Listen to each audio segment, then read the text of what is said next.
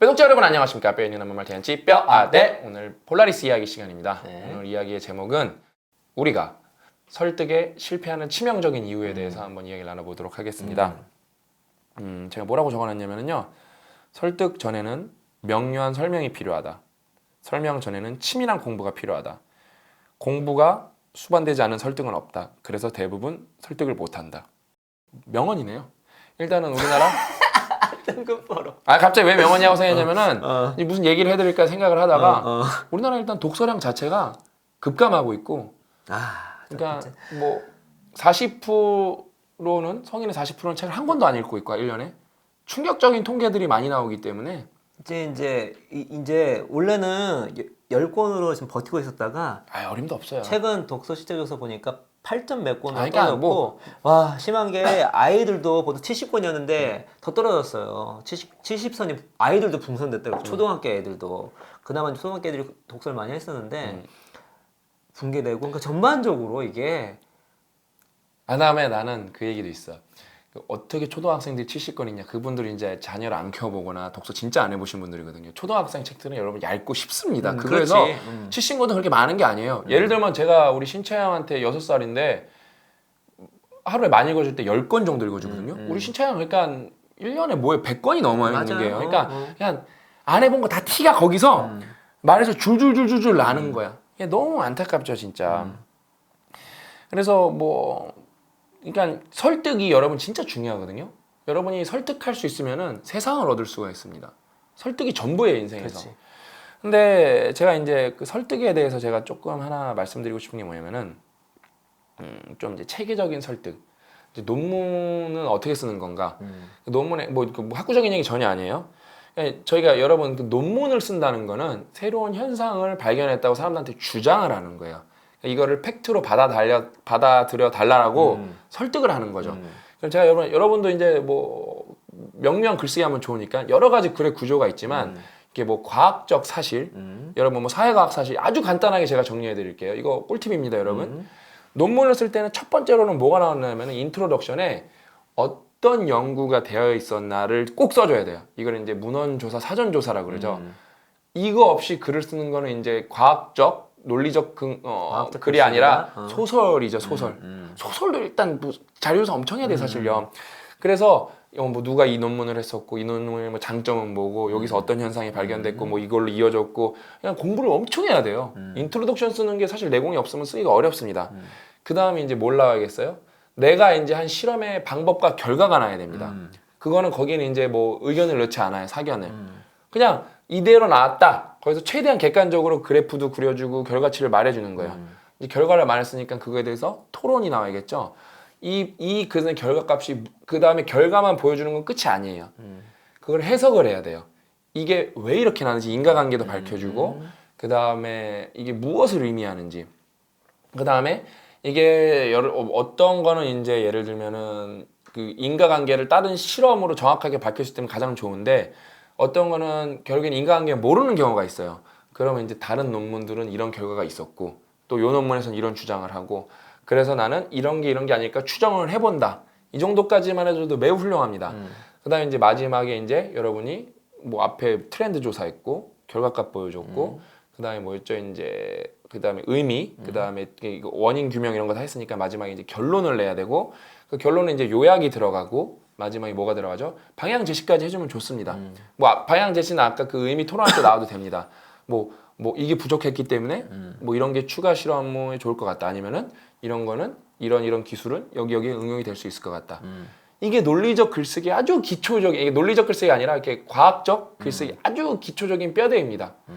여러분 설득을 하려면 이 정도는 해야 되는 거예요. 거기다 대고 그냥 내 감정의 폭풍을 에너지기파를 쏜다고 설득이 되는 게 아니에요. 그러니까 설득 전에는 설명을 할 줄 알아야 되고, 설명 전에는 공부를 해야 되는데, 그러니까 여러분 봐봐요.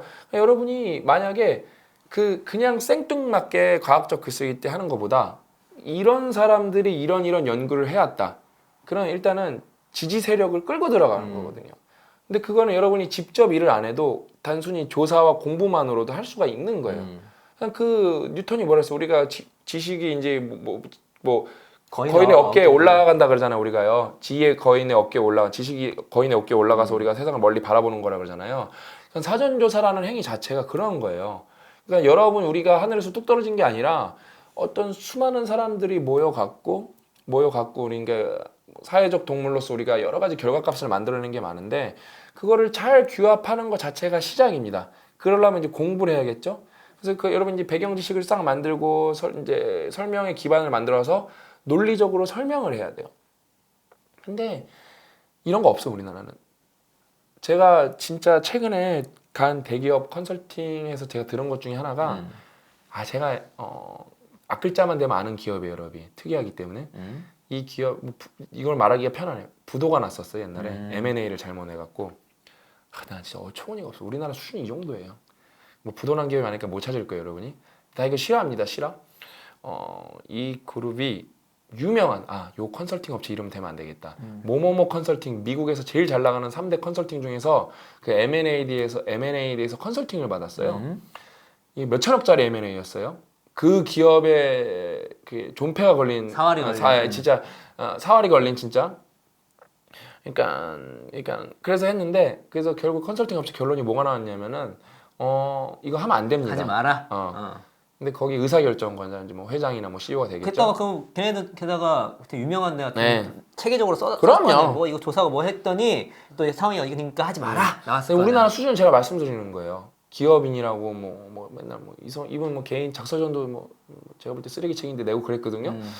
근데 이제 그래서 그분이 뭐라고 해서 결국에는 컨설팅 업체 난 그 왜 그래 했는지 모르겠어. 그럼 그냥 하지. 왜냐면 그거 수십억이거든요. 그런 컨설팅 업체 봤는데.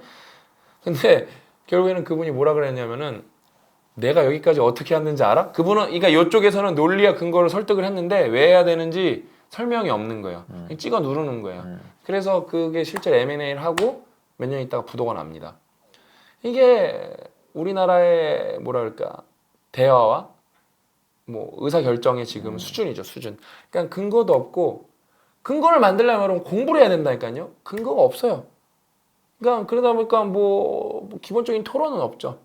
그게 좀 어려운 게 이게 왜 그거를 우리 자꾸 왜 태도, 프로세스를 얘기하는 게 뭐냐면요. 여러분 이 복잡계이기 때문에 실제로 그렇게 해서 안 망할 수도 있어요. 예, 그렇죠. 운이 있으면 근데 이게 한 번이 아니라 누적이 되면 그렇게 하면 실패로 올라가게 돼 있습니다. 그러니까 한 번의 결과는 좀 운이 있을 수 있는 거잖아. 근데 그런 식의 그 의사결정 프로세스가 누적이 되면은 필연적으로 실패율이 올라갈 확률이 매우 높아요. 이 사람은 또 이것이 진짜 운이 계속 좋을 수도 있어. 그러나 내가 계속 운이 좋다고 확정할 수 없잖아요. 그러면 지금 이 시점에서는 실패율을 낮추는 게 중요한데 실패율을 낮추려면은 이런 식으로 의사결정 내리면 안 되죠. 예. 최대한 근거 있게 하는 게 중요한 거겠죠. 다시 한번 말씀드리지만 여러분이 설득을 할 수 있으면은 세상을 얻을 수가 있습니다. 설득이 전부예요. 그러니까 싸움을 또 가장 많이 하는 것 중에 하나가 예를 들어 부부 관계에서 싸움을 많이 하죠. 저도 뭐 와이프랑 뭐 행복하게 살지만 싸우는 날이 많아요. 뭐 사소한 걸로. 근데 우리 와이프가 이제 제 얘기를 잘 들을 때도 있고 안 들을 때도 있는데 애기 교육만큼은 뭐 짤없이 잘 들어주십니다. 왜? 내가 공부한 게 뭐 압도적으로 많기 때문에 가끔 우리 와이프가 뭐라 그러냐면은 천천히 다시 말해봐봐. 그러면서 왜 천천히 다시 말해? 자기 이제 엄마들 모임에 가서 얘기해야 된다. 왜 영어 유치원을 가면 안 되는지, 왜 영어 유치원이 효용이 없는지. 그러니까 왜냐면은 뭐 효용이 있을 수도 있고 없을 수도 있겠지만 결국에는 저는 이제 기회비용이라는 걸 생각하거든요. 그렇죠. 기회비용이라는 거. 뭐 그다음에 이제 뭐 아무튼 그런 걸 제가 이제 읽은 거를 기반으로 쫙 설명을 해줍니다. 결국에는 뭐 영어 유치원 같은 경우는 뭐 바이링걸을 만들고 싶을 텐데 바이링걸 뭐 고 작가님이 부모 공부에서 써놨듯이 사실상 24시간 노출이 안 되면은 바이링걸 되기가 사실 힘들어요. 최소한 대한민국에 하려면 미니멈 그거는 최소한의 한 분이 외국인이어야 돼요. 그것도 될까 말까예요. 그다음에 우리가 또 한국인 근거가 있잖아요. 의무가. 그 영재발굴단에 어떤 친구가 나왔는데 그 친구 모개국어 한다고 나왔어요. 그래서 그 친구 언어 이해도를 조사해 보니까 단 하나도 그 또래를 이긴 게 없어요. 망한 거예요. 그렇죠. 망한 거예요. 망한 거. 그러니까 이게 딱 제가 설득하기 전에 설명을 했죠, 그렇죠? 어떤 걸 갖고요? 공부를 해갖고 근거를 대고하니까 우리 와이프도 자존심이 센 분이신데 어때요? 딱 그냥 명쾌하게 수긍하시는 거예요. 얼마나 좋습니까? 제가 그래서 저는 확고해요. 저는 유치원 가는 거 빼고는 아무것도 안 시켜요. 근데 뭐 저는 우리 딸이 뭘 잘해도 그거 절대 일희일비하지 않아요. 오히려 그냥 못하는 것만 걱정해요. 운동신경 떨어지는 거. 그러니까 운동신경이 우리 딸 아직도 달리기를 또래에 비해 못해요. 그런 거는 걱정이 돼요. 걱정. 그러니까 특히 이제 오늘 방송 전에 얘기했는데 자기 효능감이 떨어지는 것들은 자기 효능감을 회복할 수 있도록 맥락적으로 접근해야 됩니다. 애들마다 그 회복되는 방법이 다르기 때문에 그거를 회복해 시키는 게 중요하죠. 자기에 대한 신뢰는 있어야 되는 거니까. 여기서 우리 뼈독자분 하나 설득해야겠네. 뭐 여러 가지 이제 연구가 너무 많아요. 그러니까 자녀 교육하시는 우리 또 이제 그런 분이 많으신단 말이에요.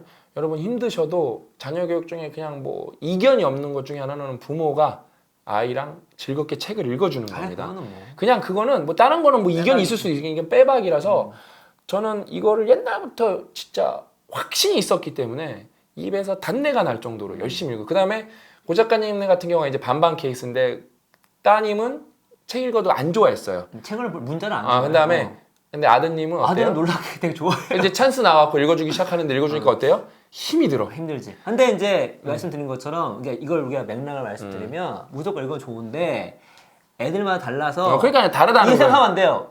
억지로 읽히면 또 안 돼. 아니 애가 자립 때문에 부모가 잘한다 그거 아니에요. 부모가 열심히 해도 애가 안 좋아하면 그럼요. 되게 그래서 난이도가 제가- 힘든 거예요. 제가 그래서 바로 말씀드린 거예요. 케이스가 다르다. 그러니까 저희는 애 둘이 극명하게 달라진다니까요. 그래서 저는 우리 딸 같은 경우는 그래 하루에 한 권이라도 꼭 아빠랑 읽도록 그 하자 맞아요. 약속을 한 거죠. 근데 지금 둘째 같은 경우는 비슷해요. 여기 채아랑. 채아랑 막 세네 권씩 갖고 오는 거예요. 그러니까 이게 너무 다른 거죠. 그러면 솔직히 오히려 얘는 책을 읽어주는 게 더 힘들어. 많이 갖고 오니까. 우리가 방금도 뭐 제가 왜 이 예를 꺼내드렸냐면은 모모에 대해서 말할 때 맥락도 말해줘야 되고 공부한 근거도 말해줘야 되고 근데 이 방향성이 좋기 때문에 고 작가님 봐봐요. 여러분 그거예요. 결이가 안 읽는다고 해서 포기했냐 그게 아니에요. 안 읽으면 나쁘기 때문에 한 권은 무조건. 한 권은 그래도 무조건 해가 그래 그 결이가 또 시위에 이제 하는 거 잘해요. 그러니까 공부를 해야 되는 거예요, 여러분. 그래서 이렇게 설명을 하고 설득을 해야 되는데 그냥 가갖고 그러는 거야. 책 읽으면 좋대. 가면 안 되죠. 또 그거 듣고 실천하는 것도 웃긴 거. 왜 좋은데 물어봐야죠, 그거에 대해서. 즐거워야 돼요. 네. 죄송한 한 번 갖는 시간은 분량도 중요하지만 질 여기 어떻게 하냐가 중요한 겁니다. 그냥 우리 너무 웃긴 게 뭐냐면은 채아 이제 엄마 친구들이 물어봐요. 채아는 어떻게 저렇게 한글도 빨리 떼고 우리는 한글을 막 이렇게 뭐 학습지나 그런 거 시켜본 적이 없어요. 그냥 어설프게 지가 뗀 거예요. 운이 좋은 거예요, 그냥. 그런 거 갖고 저는 설레발을 치지 않아요. 그러니까 재수가 좋았구나 그러지. 운이 좋은 겁니다. 운이 좋은 거예요. 왜냐면 말씀드렸죠. 일반적으로는 보통 한 6세 후반에서 7세 때 한글을 띄는 거예요. 그거 갖고 막 조바심을 낼 필요가 이게 없어요. 상관관계 별로 없어요. 그래서 그러니까, 예. 저는 우리 와이프한테 그런 것도 자랑도 하지 말라 그래. 왜? 그 다른 엄마들은 그게 다 엄마 아빠이기 때문에 조바심이 나요. 이걸 내용 모르면 조바심이 뭘 나죠. 빨리 하면 그게 뛰어난 상대적으로 무리하게 시킬 수가 있거든요. 그러니까 근데 글자를 무리하게 시키면 역효과가 되게 많이 납니다. 그러니까 싫어해요. 싫어하게 돼요. 그러니까 학을 띄게 되죠 나중에. 여러분 진짜 뭘 이렇게 설득을 할 때는 설명을 하고 설명 전에는 공부를 해야 되는데 뭐 그런 게 없는 게 태반이에요. 예를 들어 여러분 뭐 유튜브에 댓글 써서 뭘 반박을 하고 싶으면 이렇게 차근차근 해야 되는데 다 감정이 우선이 돼 있어요. 예? 저는 여러분한테 미안한 것 중에 하나가 제가 댓글 중에 그런 걸 하나 봤어요. 이분은 저 보고 말하는 거예요. 제가 말투랑 생김새부터 고쳐야 된다고. 그래서 내가 말투는 좀 노력하면 고칠 수는 있겠는데 생김새를 어떻게 고쳐야 되지 내가 그러면서 미안합니다 여러분 생김새가 별로여갖고 성형을 할 생각이 없으니까. 없으니까 성이 나쁜 게 아니라 성형을 할 생각이 없으니까. 저는 없어요 생김새에서 나이 들어서 뭐 미안해 갖고 미안하더라고 할 말이 없더라고 생김새를 고쳐달라니까 미안해요 그래서 근데 그런 주장은 제가 이제 받아주지 않는다는 거죠. 미안하고 보지 마세요. 보지 마세요 그냥. 아무튼 여러분 그렇게 누군가를 설득하고 싶으면은 설명과 공부 여러분은 과연 그런 걸 하고 있는가 한번 진지하게 따져보십시오. 그래서 여러분도 모두를 설득해서 세상을 얻으셨으면 좋겠습니다. 설득하기 위해 네. 설명할 줄 알아야 되고 설명하기 위해서는 공부를 해야 된다라는 말씀. 여러분도 이런 얘기 해주세요. 사람들한테 이게 얼마나 이게 격 올라갑니까 나라가. 예? 진짜 미국도 이렇게 안 할 그거 거예요. 하면 논문도 쓰겠네. 그럼요. 그렇게 여러분도 설득을 해서 모든 걸 얻으셨으면 좋겠습니다. 오늘 방송 여기까지고요. 끝까지 시청해 주셔서 진심으로 감사드립니다.